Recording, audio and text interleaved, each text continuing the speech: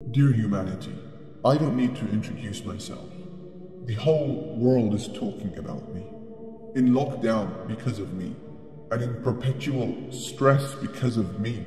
Unlike most of you, I don't have time to waste. So I'll get straight to the point and share with you something about myself, which your media will not cover. I do not differentiate between the people I visit, young or old, sick or healthy, practicing or otherwise. Don't accuse me of being harsh. I'm just following the orders of the Supreme Lord who controls my every atom, my every movement. I am the one who has interrupted tyrannical regimes from furthering their oppression of their Muslim minorities. I am the one who has humbled the pharaohs of the 21st century and snapped that spine of arrogance in every single one of them.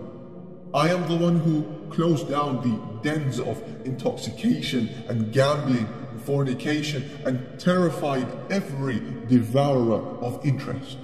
I am the one who bothers the non-believer behind closed doors as he now questions everything he ever stood for. I am the one who struck fear into the heart of every sinner and cornered him into regret. I am the reminder that oppression and moral decay cannot go without retribution. I am proud of this. I don't apologize for it. And shame on the hard hearts of humanity for needing me as their reminder.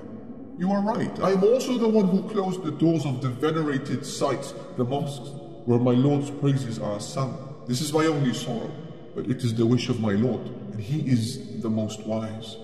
But perhaps you will now realize the luxuries of praying in congregation and sitting in the companionship of angels that you previously taken for granted. Why did you need me to realize this? Your entire lives have come to a grinding halt because of me, a weak, microscopic, silent creature of Allah. What then if He were to send my brothers upon you by flipping your countries over like He did with the people of Lut, or rained fire over you as He did with the people of Shu'aib, or instructed the earth to swallow you as He did with Qarun? I didn't cause this.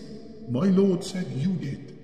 So each we seized for his sin, and among them were those upon whom we sent a storm of stones, and among them were those who were seized by the blast, and among them were those who we caused the earth to swallow, and among them were those whom we drowned, and Allah would not have wronged them, but it was they who were wronging themselves. Don't fear me, but fear the one who sent me.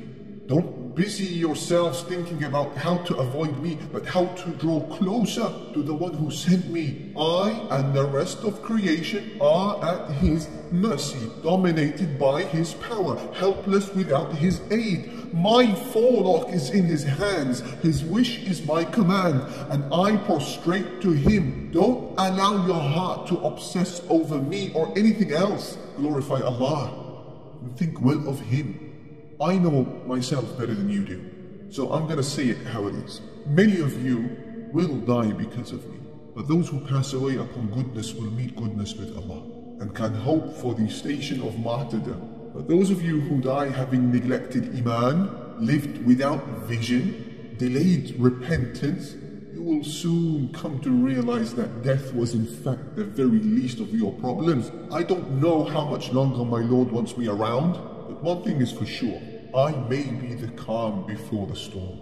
And if that does arrive, what I'm doing to you today will pale in comparison. So I raise my voice out of mercy to you, and I ask one last time, will you repent?